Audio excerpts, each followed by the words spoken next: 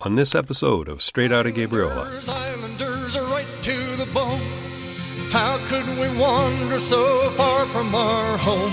With our true love beside us, we are kissed by the sea. Islanders we'll always be. We are vagabond minstrels, seekers of fame. We have been round the world and we have come back again. We have taken our bows, we have basked in the glory and made our way home to the sea. The ancient old forest hangs in the mist. If we cut her to pieces, she'll sorely be missed. It's the soul of a poet and the heart of a sailor who will save her for you and for me. Islanders, islanders are right to the bone. How could we wander so far from our home?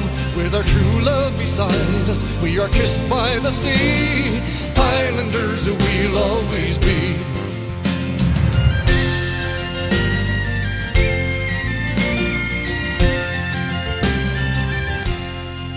That's the song Islanders, of course. And in case you are new to Canada or you were living the monastic life in a cave for the past 40 years or so, that is Gabriola's own Gary Fjellgaard, with the anthem for this island and all these Gulf Islands here in the Salish Sea of Canada's west coast. Come along and listen to my visit with Gary, and we play some very special songs of his. We talk about life and his years on the road, touring and performing. He's a Canadian icon of country roots music with 15 albums and over 30 hit songs that have charted high on the radio station playlists across Canada and the U.S.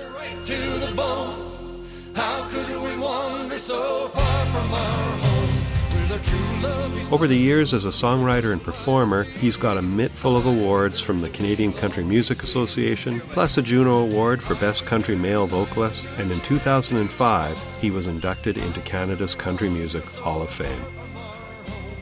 Born to Scandinavian immigrant parents in 1937 in Rose Valley, Saskatchewan, he was raised on the prairies, and he's always had the prairies in his blood. And music, too. He started playing in the bars and taverns as a young man in northern BC, and he led or was in bands in the area, Gary and the Valentines, The Legends, Chilco, and Bitterwind. As you'll hear in my interview with him, he paid his dues in those bars and taverns. He's been on Gabriola since 1983, and it took the pandemic to slow him down from all his touring and traveling on the road. And when I arrived at his and his wife Lynn's home for this interview, he said he was getting so stir-crazy and bored. After 50 years on the road, you can imagine. Here's Gary and I and Lynn, whose voice you will hear in the background from time to time, keeping our facts straight, as not only Gary's lifelong love, but as the archivist for his music career, not to mention touring partner, and holding the fort with their 4 daughters at home in the early years. So I played the intro of Islanders, and what I wanted to start with, it's the anthem for our island and for the Gulf Islands, and it's always a rousing number that everyone, gets singing along to and really loves. And here you are, you've kind of had this dual spirit always. I mean, you're a fellow who has the cowboy, rangeland, western, experience deep in your blood, but you're also an islander. So, how do you wrestle with that? Some songs you get an idea, or somebody else gives you an idea, and you run with it. I mean, it's just, as a songwriter, it's just like, whoa, this is like a gift. Yeah. It comes out of the blue. And then, actually, I co-wrote that song with a guy named Timothy Lent. Mm-hmm. No. Was it not Tim? Yeah, it was Timothy Dean. Timothy Dean, that's right. Yeah. Yeah, I co-wrote with him because he had the idea for this television show on the Gulf Islands, and he wanted this theme in there about Islanders, right to the bone. And so I had to give him a co-write for that song. So anyway, it turned out really good. And Baldy wrote another song to do with the islands, that same show, TV show. Yeah. And he called his an Islander. Mine was called Islanders. Anyway. So the ideas come like that, and so I'm quite proud of the song, and I'm so pleased that the island took it Oh, and yeah. made it their own. And then for yourself, then, do you feel like how do you feel? Do you feel like you're an islander and a prairie boy? Does it mix together with you always? Do you have bits and pieces of flashes of life where you think, oh, it'd be good to be on the prairies again? Or are you thinking... man, I think, first of all, there's too many trees on the island. I shouldn't say that. I'm going to get in trouble for that. That's a true Saskatchewan boy There's comment. too many cedars. I mean, we're surrounded. Look at around our house here. We're surrounded by green, different shades of green. And I am a prairie boy. I mean, so I miss that. Yes. But, I've fallen in love with this, of course, and my wife loves it here. And so I could never ask her to move now because she wouldn't. Is that right? I've already told him that. Yeah. So born and raised most of your childhood in Rose Valley in Saskatchewan? Or? I spent my first, 15 years on the farms in and around Rose Valley. Yeah. And so... so a lot of songs came out of the prairie experience too. Yeah, because we were still farming with horses when I was a kid. Yeah, and so all those things came into play. Yeah, boyhood, it seeps into your core. core. I mean, comic books to me were like the most wonderful thing in the world. Mm-hmm. Red Ryder and Little Beaver and the Two Gun Kid and Kid Colt. And I could name all the kids. Yeah, right. Two Gun Kid, Billy the Kid. But anyway, I think I just had this vivid imagination when I was a kid, growing up on the farm, and the only entertainment we had was the old battery radio set, and of course where we got all the radio programs. But I would hear songs by Wilf Carter and the Carter family and people like that, and I would think, how do they get from Regina to Saskatoon? And I'd be dialing all these stations in there. Yeah. And I hear the song by the same guy on two different stations at the same time. How do they do that? And were you, is Rose Valley in the area where you were, is that far enough north that you couldn't pick up stations in the United States too, or on a clear night could you get? On a clear night you could get stations in the States. Yeah, yeah. But, so that came early in your life, the influence of like the Wilf Carters and the absolutely. Hank Williams and that kind of thing. Yeah. And I had this vision too. I always wanted to be a cowboy, and I never get to be a working cowboy, but I got to be a pretend cowboy, and that was good because I was able to write songs about the romance of the cowboy rather than the hard work of the cowboy. Right, exactly. So yeah, and that always comes out, and when I look at all of the songs that you've written over the years, is you are a true balladeer where you're observing and thinking about how the experiences you've had or other people's experiences, and you draw on that to craft your songs. Yeah, it was a joyful thing, writing songs. I don't write very much now at all. I feel I've said pretty well everything I want to say, and I've preached enough to people. That's enough preaching. So I'll just stick to what I do. I like to perform. I miss performing with this COVID thing. Yeah. I mean, the only chance we get is like maybe some of my old jam buddies show up once in a while. We sing old country songs. Yeah. And so I get a little bit of a practice thing there, but it's not the same. I love being in front of an audience and doing what I do, and being able to touch people with a song and with a lyric or whatever. And we still get mail and emails from people that have all of a sudden they've picked up on my music or a song or two or whatever, and so we end up a few CDs move out that way. Yeah, that's good. I want to double back to that. We'll talk a little bit more about the road. I wanted just to catch up to your story of, so leaving Saskatchewan, moving to the interior of BC. That's right. Did you work as a faller? Is that what primarily your... Yeah. So were you working in the bush? Was that a time period when you started to, were songs coming to you in the forest? Or when did you start to get, here's an idea for a song? Was it through all those times? I think I started writing songs, seriously writing songs, after I discovered that what I was writing wasn't very good. When I came out from the prairies and went to work in the woods, mostly with a chainsaw. And so, that living in bunkhouses after we moved closer to town because the kids were starting school. But anyway, so I was living in the bunkhouse and being a tree faller. And I wrote a song called Color of Your Collar, which is a song about the working man and working in the bush and whatnot. Yeah. And so that's sort of what started it.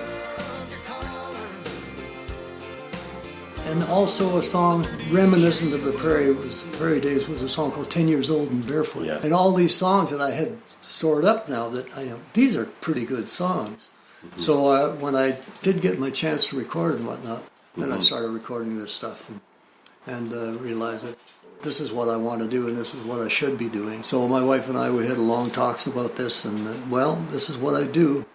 So I'm going to be on the road. Being on the road, that's the way of life and that's the way it is. Yeah. So I spent a lot of years working in the bars and those some of them were not good days. Yeah. But we used to say, well, it don't matter where you play as long as you play. Well, in hindsight, I would rather have not have played some of these places. But like I say, that's how we were making a living and raising our kids. That's right. Yeah. And so it was, you played out of necessity a lot of times. But I longed for the day when I could step in front of an audience and they would be there to see me. Finally, when we moved to the coast, I did get that opportunity. We talked about it a lot, and I'm playing in a lounge in Nanaimo.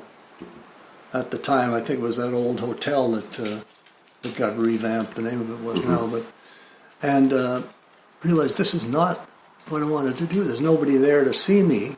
So how can you? You said, well, you can't play for an audience unless you can sell a ticket. So if you can't sell a ticket, what do you think you're doing having a concert career? No way. So anyway, we persevered. Yeah. And then the songs started to trickle out on the radio a little bit. And pretty soon people are coming to see me. So it was a slow, progressive kind of thing. And so anyway, we had a career. We had a life. Yeah. We were able to make a living. We never actually made a really good living in this business until I got rid of the band. So the band were taking it all. It's the math, right? The math of having to pay out a band. Well, pay out a band and some hotel rooms and travel and everything. It just got beyond us. Yeah. Like we would go out on a tour and all these wonderful dates in theaters and whatnot. Oh, this is great. We're drawing 1,200 people at a theater. Imagine that. And it was kind of tough. Yeah.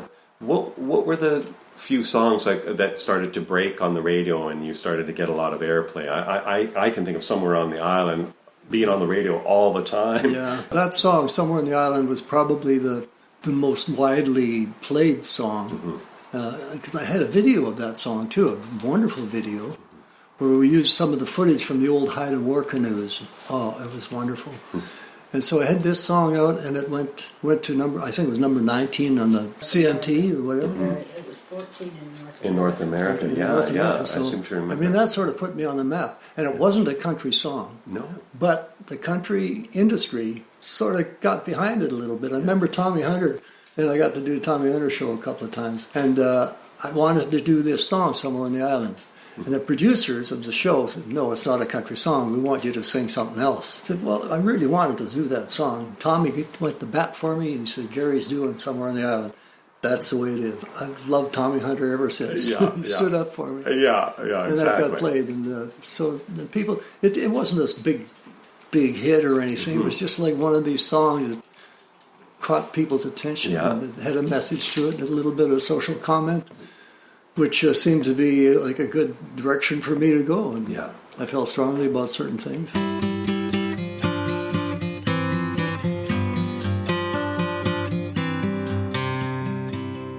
Look at all these islands, all granite walls and sandstone. See the mighty evergreens standing by the shore. How those waves have pounded down through the ages, somewhere through eternity that's gone forevermore. And I can hear a heartbeat somewhere on the ocean, somewhere on the changing tide. And I can hear the wind so wild, shouting across the sand. I had talked to Dinah D for the first episode of this series that I've been doing. And, Dinah is just, in anguish, of course, because of the way that music industry has changed over the years. And here she's still in midstream going, well, it's pointless. Why do I can't even release a CD. No one's buying CDs. And the whole streaming atmosphere is such that you're making nothing, like just small fractions of pennies at least, when you get your royalty check. And then here she is now, touring. It's like pulled the rug out from underneath everybody for touring. So you must look and go, geez, I'm glad I was there at the time to get some royalties coming in and build the awareness to then do concerts and be able to have a living from it. Right? Yeah, I can hardly wait for this COVID thing to be over. At least over to the point where we can maybe start doing little concerts once in a while, even house concerts. Yeah. I love the intimacy of that. Yes. So I think that's somewhere in my future, our future, is me doing house concerts. Yeah. Which is fine. We've got a little motorhome, we can travel around. It can work really well. Life would be good. Whatever there is left of it.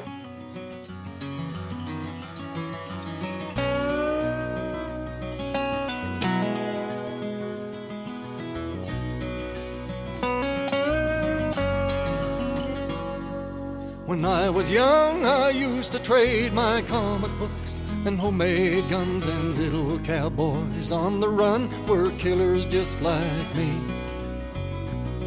We'd hang those dirty outlaws high with rawhide ropes of binder twine. Red Rider was a friend of mine, a hero just for me.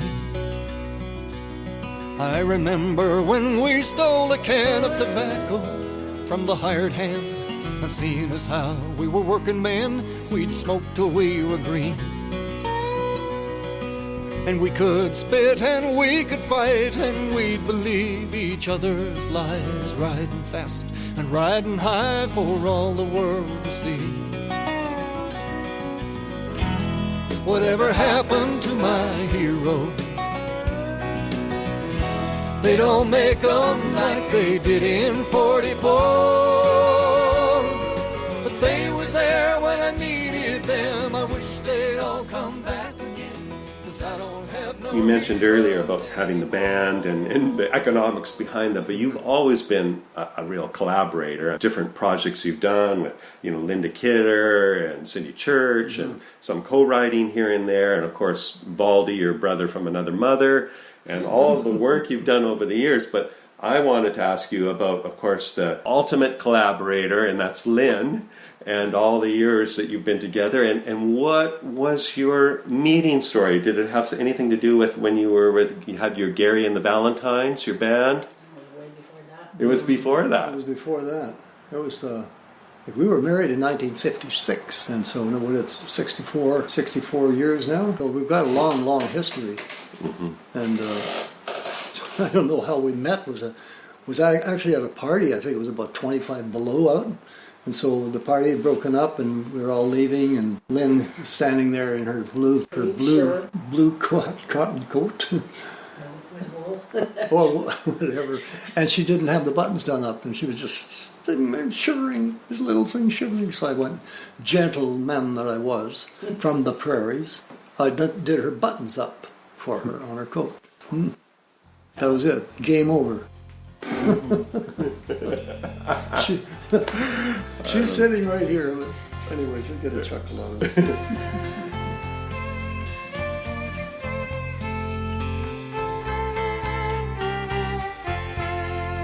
He was leather and dust.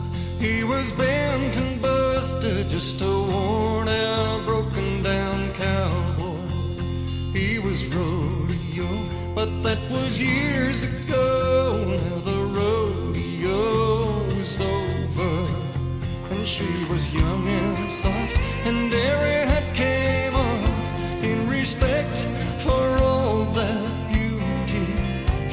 was a dance hall prize in every young man's eyes, and in the heart of that old cowboy. I wanna hold you close to me, he said. I wanna feel my arms around you, and if you don't mind my asking you, would you dance with this old cowboy?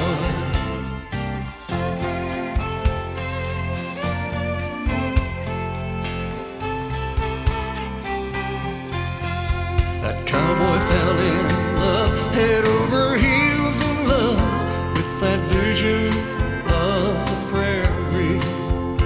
Would you dance with me? He so bravely asked her, his last dance just a memory.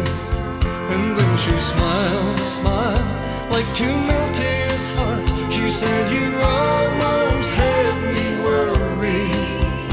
I've been waiting all night, I thought you'd never ask me. I'm so glad you found the courage. I wanna hold you close to me, he said. I wanna feel my arms around you, and if you don't mind my asking you, would you dance with this old cowboy? I'll hold you close to me, he said. I wanna feel my arms around you, and if you don't mind my asking you, would you dance with this old cowboy? Oh, would you dance with this old cowboy?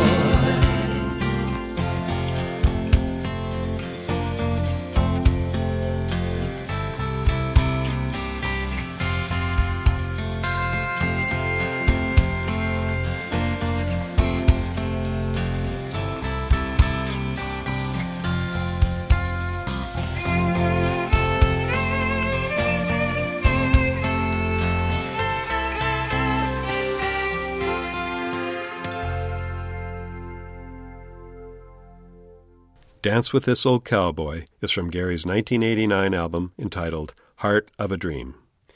You can find that song and many of his biggest hits on the Best of Gary Fjellgaard CD from 1997. Check out Gary's website for more. I posted a link on the show's notes for this podcast. When it comes to touring, Gary and Lynn have definitely circled the planet a few times in kilometers traveled. And that doesn't even include a number of tours to Holland, Germany, and other countries in Europe. Thinking about the road, any ideas how many kilometers you've put on over all these years, you and Lynn? You know, I have no idea. Yeah. But we had a variety of RVs. Yeah. You know, a couple of C-Class, and then we finally got the big one, and it was like luxury. So. Started out with an old school bus. Oh yeah, we started out with a 14-passenger school bus, and we revamped it inside and had a couple of room for a couple of speakers under the bed, and we traveled all across Canada with that, stopping at every radio station that was on the Trans-Canada, and a lot of them were like rock stations, and I'd come in there with my little album. I was with Royalty Records in those days. I'd come in with my album, and they'd wonder what I was doing there, because this is a rock station. This is a country album, obviously. So, but we didn't know any difference, so we just plunged ahead. I mean, all across Canada and back with this old school bus. I identified with Loretta Lynn, believe me, in Sissy Spacek, in that movie that they made about Coal Miner's Daughter. Coal Miner's Daughter. Yeah, right. I identified with that. I identified with even with Garth Brooks, watching his special. Yeah. And some of the things that they were going through, him and his wife and whatnot. And it's like it all happened. I mean, that's the way it was.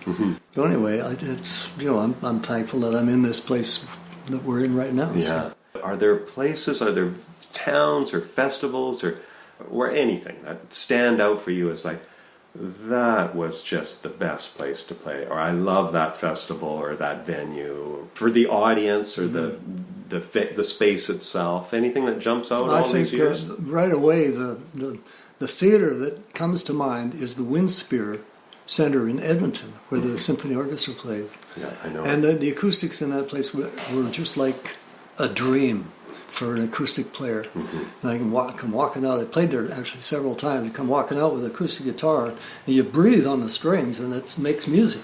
It was just such a wonderful theater. So as far as theaters are concerned, the Winspear was my all-time favorite. And festivals, there's so many festivals that I really, really loved. The little ones, like there's Horsefly, and then there's big folk festivals. I'm sure that you played in little venues. I did get to do like the Winnipeg Folk Festival and festivals like that. Canada But Day on Parliament Hill. the Parliament Canada Hill, Day then, on Parliament yeah. Hill, working with people like Buffy St. Marie. Yeah. You know, the festivals were something that, well, you're too country. You know, we're folkies. We're dyed-in-the-wool folkies, and you're too country for us. But my songs aren't. They're folk songs. Yes, they are. No, you're too country. So I never got to do a lot of the festivals many times. Like Valdi, who was a true folkie. Yeah. Oh, that's another story there. What's that story there with Baldy? It's all a joy. Valdi he's just the most delightful person to work with, and very, very good musician. Yes, and, you two just meld beautifully all the time. He was just so good, and he taught me a lot. He always used to say, "Hey, it's show business," but he never forgot that it was show business, and that you're there to entertain the people. You just can't sit there and sing your songs, right? And be an introvert. You have to get out there and strut your stuff, right? Yeah. So I definitely learned that from Baldy. You went to Norway sometimes too, right? That was mainly family stuff. Only as a family thing, yeah. Never played. Well, I did play there. It's okay, Gary. You sing your song, but now we're going to sing Norwegian. His family over there. They would only let me sing one or two of my own songs, and then I had to follow them. Time for some Norwegian folk music, right? Yeah. Yeah, it was good. Linda Kidder was with me in one tour, Right. And she was so talented. I always called her the Barbara Streisand of Canada. Right. And we did a lot of duets together. Anything really successful that I had on the radio, Linda was usually singing the harmony. Written on her face, and feel the warmth of fire and lace. If I could have known one tender touch with a gentle hand could mean so much, she would be my life, my saving grace. Beautiful harmonies that interweave. And of course, you and Baldy are no slouches at your harmonies and the duets that you do. And you have there's another Contenders that was out, Contenders 3 that We you had, just... we called it Contenders 3, Still in the Running. I love it. Off the floor. Off the floor. Yeah, that's off Still the in floor. the The Running second one yeah. was this. That's right. Still in the Running. And that Still in the Running was a song I wrote, Okay. especially for Valdi and I. Yeah. And then the other one was Off the Floor, and that was the live one, and everything live, nothing overdubbed at all. We just sat there and went for it, right? Yeah. If there's mistakes on it, who cares? But anyway, The beauty of the performance. You capture it as it is. we did. Yeah. Yeah, that's good. And I think I was looking, you have a cover of the song Yesterday When I Was Young. Mm-hmm. And, you reflect on life and experiences, and that's an interesting cover that you took. I mean, it's always bittersweet. We all look back on our lives, and here you are now, and you could say during the home stretch. Yeah, that's right. But do you look back and say, yeah, I've had a really good run. This has been and you want to keep going, obviously. Lyrically identified with that song big time. So it's one song that's got a lot of lyrics to it, but I've memorized, and it's burned into my brain now. I haven't forgotten the lyrics ever. The last time I saw you perform was at Cultivate Festival last year here on Gabriella's. It's the big arts and theater and music fest. That we were talking to people about that. It was only 2 years, and we're on hiatus this year. But it's been like almost like a homecoming culturally for people. Like, a lot of islanders that grew up here came back and saw it. But I know in that performance, like, I'm still amazed. You're still great at. Here you are. You're 83 now. Is that right? And you stand through your whole gig. I see no tablet or anything with lyrics to prompt you. You're keeping track of all your songs still, and I have to say that particular concert, I was telling when we were talking before setting up this interview, it was lovely to see when the intro was coming. You could see like they were coming out of the trees. Like all of a sudden people were filtering in and sitting down, and a big crowd was starting to form again to see you perform. And I have to say it was just a beautiful moment. I mean, it's that depth of experience that you've got in your life and your songs that carry through all these years, and people love to just to sit and take it in. I was so thankful that the sound man was very good, and he had really good equipment, so I was able to project. Because lots of times, you're on a wing and a prayer, and sometimes these sound systems are run by somebody that doesn't know what they're doing, and they can destroy you, just destroy you. So this guy was doing a really good job. Yeah. So I felt good. Yeah. When I feel good, I perform better.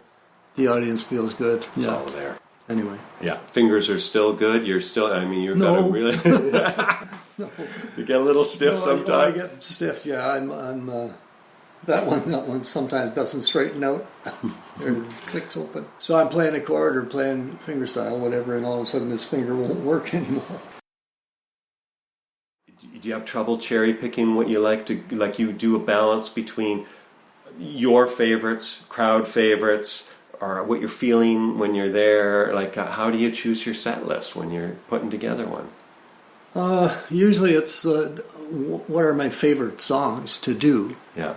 What my favorite, as far as the performance is concerned. Mm-hmm. How comfortable do I feel, and what would, I don't know, it's just like I've got a lot of songs to choose from. Mm-hmm. And I've actually started learning some of my old songs. I have to relearn them, memorize the lyrics again, and what are the chords there? So, and some of them are good songs, and they're getting lost, of course, in obscurity somewhere in a drawer. At the Cultivate Festival, really fabulous set that you did, and you performed a song you wrote about, I guess, a dozen years ago or so. I apologize. Yeah. I think that at the time, I think, well, first of all, the idea for the song, of course, came from the CBC, who were playing the apologies from the various political leaders that day, and then some of the stories from some of the victims and their families. And we were driving somewhere in northern Alberta or somewhere, and heard these stories on the radio, and we just literally started crying, basically. We had to stop. And it just was I part of that? Were we part of that? And so I thought, well, I'm coming from like a redneck kind of space. So maybe I got something to say to all those rednecks there that don't know how to say sorry. I really am sorry. Maybe all these other people are sorry too. And then one instant that proved my point was when I was doing a concert at Stony Plain, and there was about 1,200 people in the audience, cowboys and their wives and farmers and whatnot, ranchers. And I sang this song, just acoustically, and they all stood up. And not necessarily for me, but for the song. They gave the song a standing ovation. And so they were, you could tell at that time, they were sorry. They really were sorry. So that's where the song came from. And I've been trying to, a lot of, the song has traveled through the Native communities in Canada, through a lot of them. And I performed at the song at the Pacific Coliseum, Vancouver, at the request of Chief Shawnet Leo, who was a chief at the time, and Murray Sinclair, who was chairman of the Truth and Reconciliation. Yeah. They wanted me to perform the song at this convention. And so, I mean, you want to talk about feeling humble. You walk out there and there's like, there's, I don't know how many thousands of people sitting out there, all natives, right? And I sing this song, and I think I was Didn't I have a problem with my leg or You something? just had your hip operation. Oh, I had just had a hip operation, so I Barely was sort of walking. struggling. So I had to sit down and play this thing. And God, it was so emotional that I can't even begin to describe it.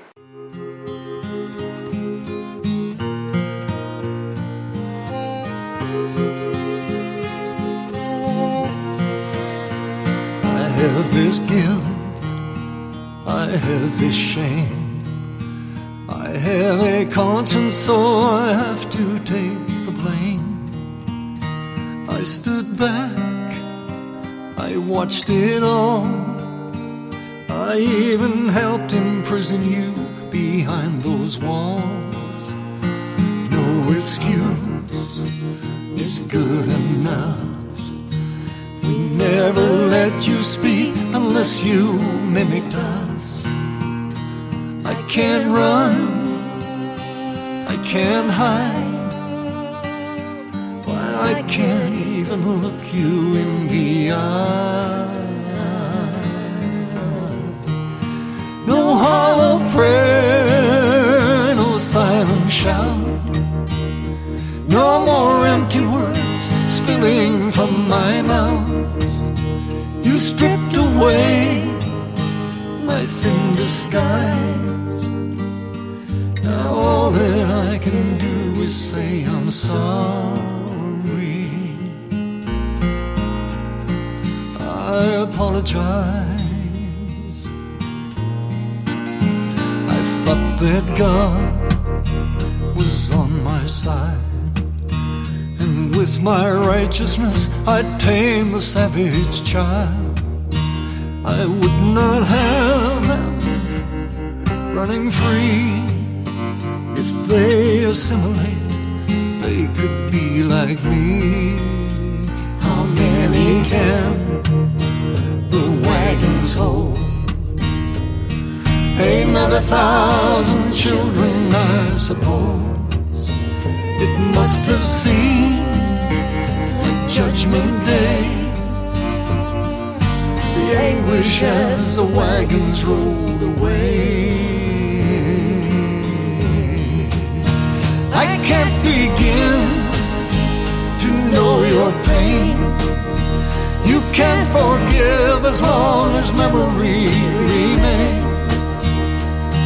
Through it all, you still survive. All that I can do is say I'm sorry. I apologize.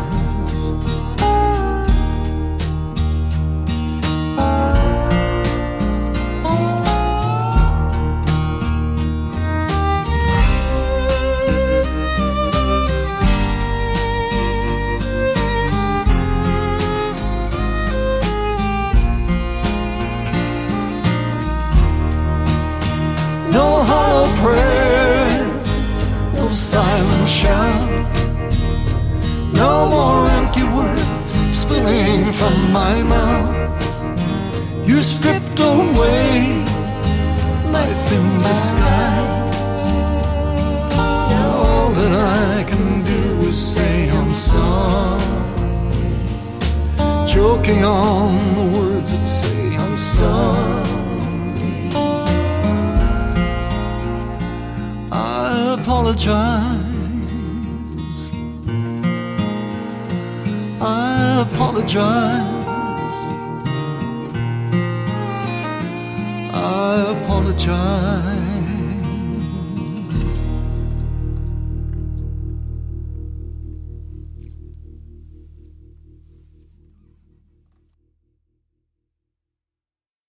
You've been doing this for 50 plus years now. And looking at on All in the Journey, your CD from a few years back, you great little descriptions and liner notes about the backgrounder about your songs, and I like the knowing when to quit notes where you have written here.